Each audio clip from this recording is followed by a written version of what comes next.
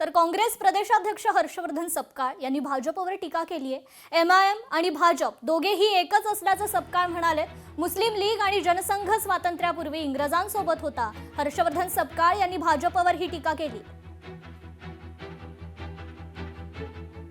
एक ही थाली के चट्टे बट्टे एमआयएम आणि भाजप हे दोन्ही एकच आहेत आणि त्यांची नुरा कुस्ती जी आहे ती गेल्या अनेक वर्षांपासून बघायला मिळते आहे। दोघे एक आहे हे म्हणत असतानाचा संदर्भ मला थेट हा स्वातंत्र्यापूर्वीचा किंवा स्वातंत्र्य संग्राम सुरू असतानाचा द्यावा असा वाटतो।